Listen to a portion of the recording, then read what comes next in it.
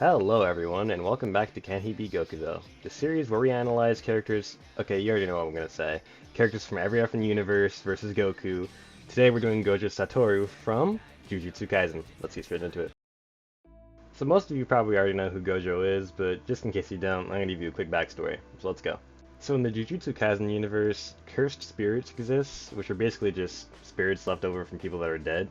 And there's also cursed energy, which is basically like the universe's power system, like Dragon Ball has Ki, or Naruto has Chakra, or I guess One Piece has Haki. I really don't watch One Piece, so I wouldn't know.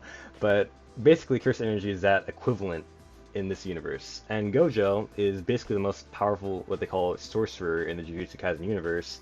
And he has a special ability called Six Eyes that basically allows him to use cursed energy at the most efficient way possible, allowing him to use every technique he has with basically zero cursed energy use, basically allowing him infinite energy. Now at this point I'm sure you're saying to yourself, okay, well he has infinite energy, but why do people compare him to Goku or say that he can be Goku? And honestly, you have a point, but there's some special abilities to Gojo that are more than meets the eye. The first of these abilities is called Infinity. Basically anyone that even gets close to Gojo gets slowed down infinitely and it can never actually touch him. So, people say this works against Goku because Goku would just be slowed down no matter exactly how fast or strong he is, which is just blatantly not true and is an example of a no limits fallacy.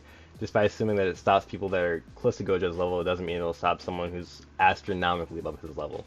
The second ability that's important to note is called Unlimited Void. It basically overloads the opponent's mind with unlimited information to the point that they're just literally debilitated and they can't even function. 領域展開無料空所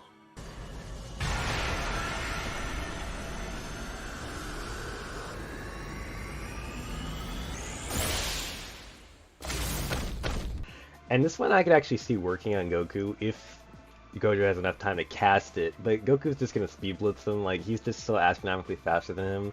Gojo's not even gonna be able to recognize he's in front of him before he manages to cast the attack. It's just gonna be over. He's gonna be atomized, obliterated, like there's literally nothing he can do. Speaking of atomized and obliterated, there is an attack that Gojo has called Hollow Purple, which when used can atomize all matter in front of it. 挙式紫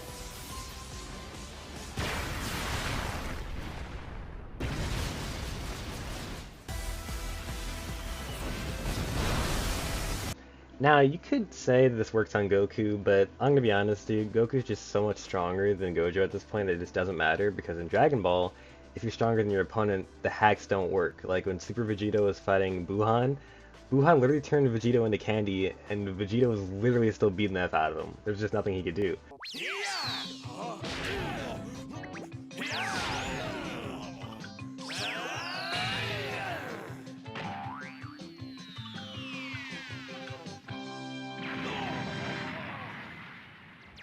I told him he should have given up.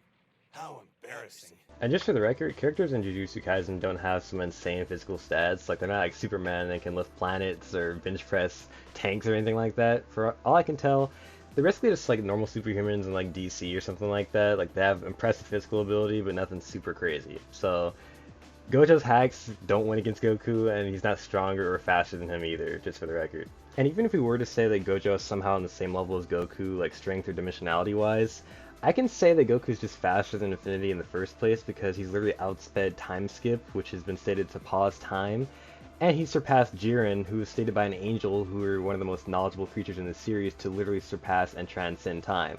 ジレンは時間さえも超越した力の持ち主ということです。 So Goku literally solos Gojo no matter what interpretation you take of his strength, like it's just over. Now I think I've thoroughly established that Goku just easily one-shots Gojo no matter what he throws at him, so I'm gonna set that aside for a moment and just acknowledge that Goku wins no matter what Gojo has.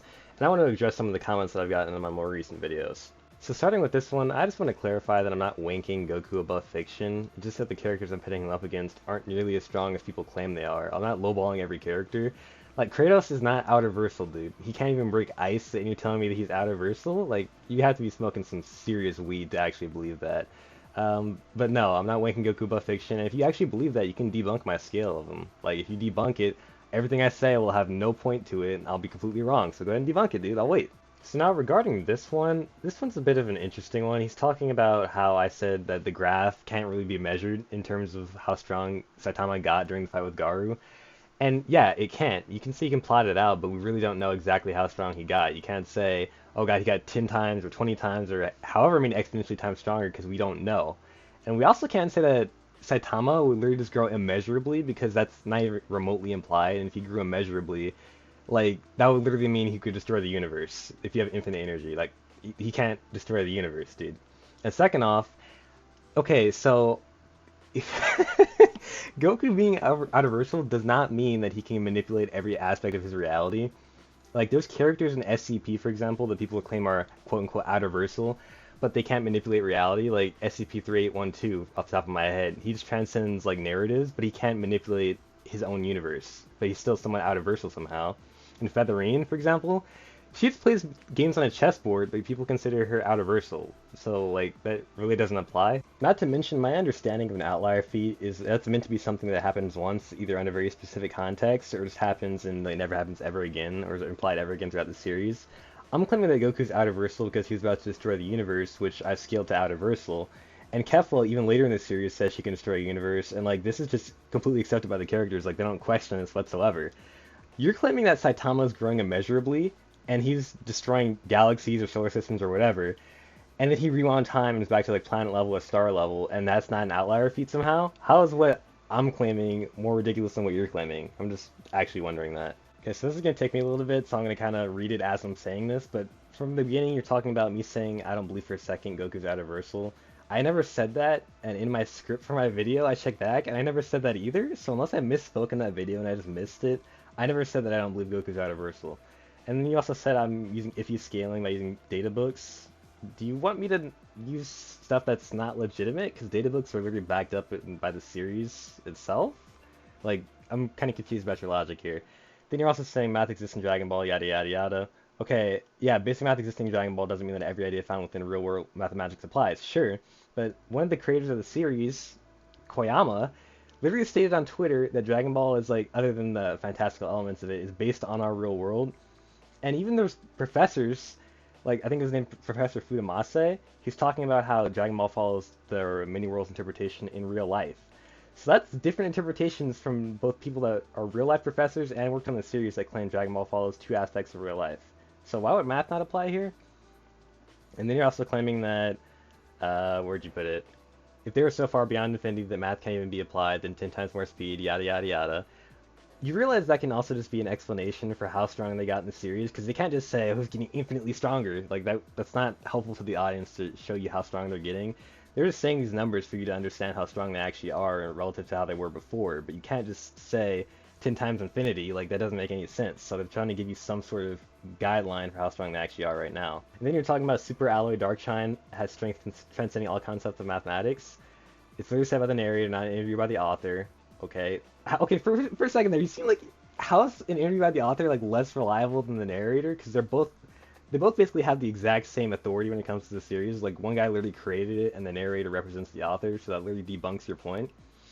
And by the way, even if we disregard this entire mathematical point, because I'll concede, sure, my math logic is a little bit flawed, but there's literally statements that say other worlds above time and space, and dimensions entirely, which is literally the definition of out of Versal and versus Battles Wiki. So even if we got rid of the math part of that, Goku would still be out of Versal. So I'm just confused like how any of this debunks what I'm saying. And then you're saying anti-feats of the God of War gameplay? Bro, it's not just in the gameplay. I literally linked a whole album in the description of that happening in the books too, of him just being like one-shot by horses and stuff, and not being able to survive falls. Like, what are you talking about? It's not just in the game. Like, if you go, okay, if you actually believe Kratos has infinite speed, why was he running so slow when he was trying to save Atreus from Baldur when they were going through the realm travel room? Why would he not use his infinite speed back there? Was he holding back? Like, that's not just a cinematic thing, because it was literally a cutscene, or it wasn't a gameplay thing, because it was literally a cutscene, so it was cinematic. Like, my mind's blown right now. And you're talking about how I should make sure I take the anti-feats in context and make sure I scale the other guy fairly. I'll admit I should be doing that more often, so I'll try and do better about that in my future videos, but I literally, like, so that's what this entire series is about. It's literally debunking people, and people think they're stronger than they actually are, but I'm debunking that. Kratos is not out of Versal. Like, for example, in my next video, Sonic is not soloing Goku. Like, Ben 10's not soloing Goku. Like, Fairly Odd Parents and Timmy Turner, they're not soloing Goku, dude. Like, just stop.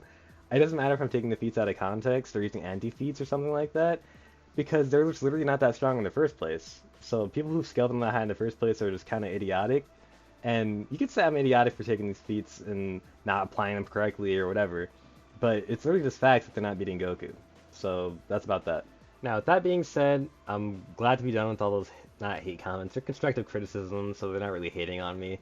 I'm glad to be done with all those comments regardless, though, so thank you all for sticking around this long in the video, because I was ranting pretty much that entire time. And stick around for the next two videos that I have coming out, because I'm pretty sure you're going to enjoy them. Thank you all for watching, and I'll catch you in the next one.